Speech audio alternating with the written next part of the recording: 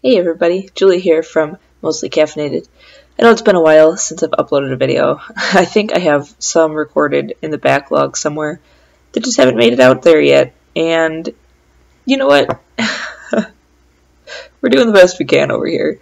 This channel, like my blog, is just a hobby. I don't have a regular paying job because I have 4 children and that's all I can manage. So when I get things out, I get things out. And I wanted to make a video today, so here I am making a video.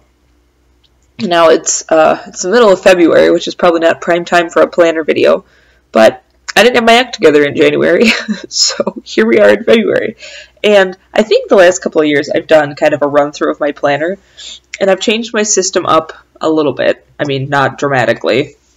So I thought maybe I could take you on a little flip through of this year's planner. Kind of a planner piece type of situation. I finally figured out, I think, maybe, watch me change it next year, I think I figured out something that really works for me. So I bought what I buy every year, which is a Create 365, Me and My Big Ideas, Happy Planner. I don't know why it takes so many titles to say all of that. In the, what is this, the vertical, you know, the one where the days go like this. That's what I buy every year, the regular size, not the big one, not the tiny one, just the normal one. They're getting kind of harder to find, not because there's less of them, actually the opposite problem.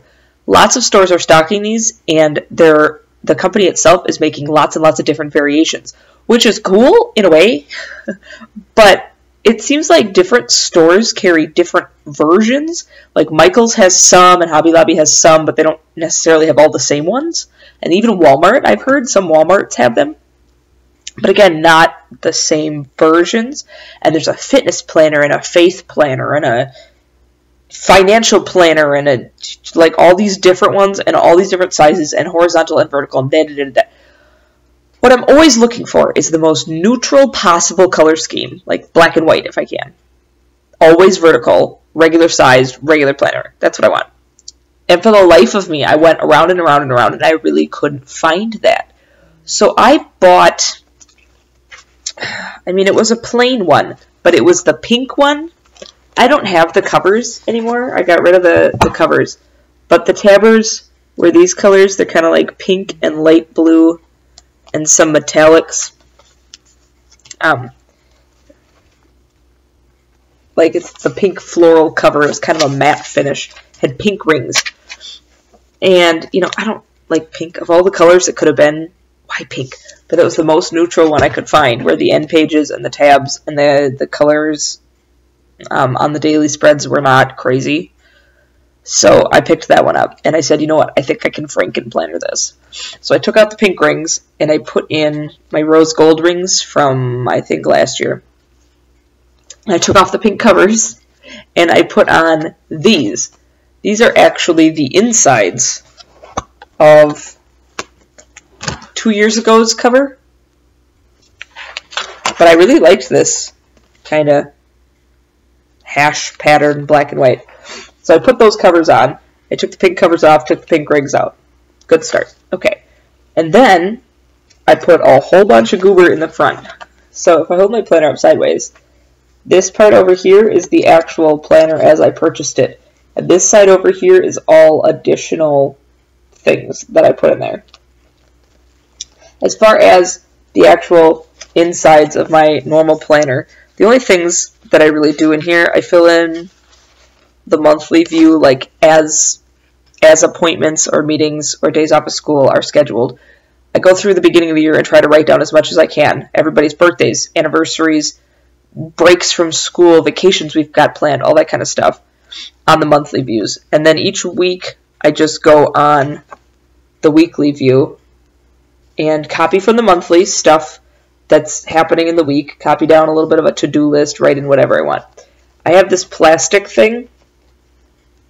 This is going to be hard to see, but it's there. It's the checklist stencil from Happy Planner. I got this in a 2-pack. It had this one and then I think a checklist with circle holes. I mostly wanted a plastic bookmark that sticks up above the page. I got these on clearance somewhere, and I put just some washi tape and a sticker that says today, and I keep this in the current day so that I can always find this week and get it back open to the day that I want.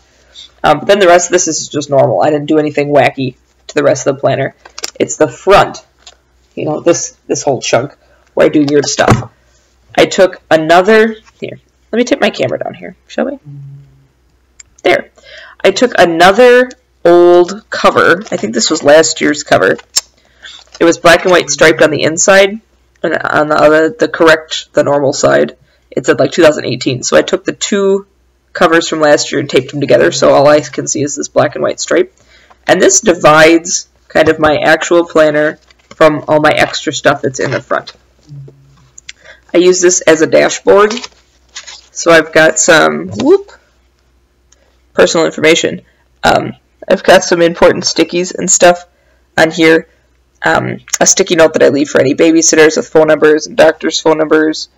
And I've got, you know, a phone number that I need to call into conference calls. I've got a passcode for something. I've got a little song lyrics here that are important to me.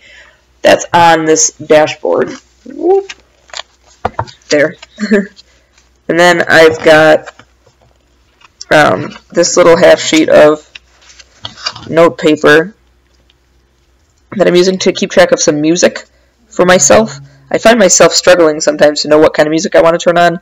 Maybe I'm a weirdo for even writing that down, but I get moods and I want certain music during certain times of the year. So this year I'm going to write it down. Okay, then I've got a year at a glance calendar that I printed off.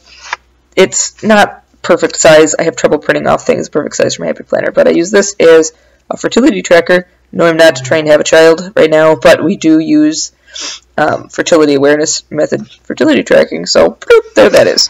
Okay, and then I've got a planner to-do list, things I want to make and do. I have two of those, apparently. Whatever. This is my year-long birthdays thing. I've had this going for several years.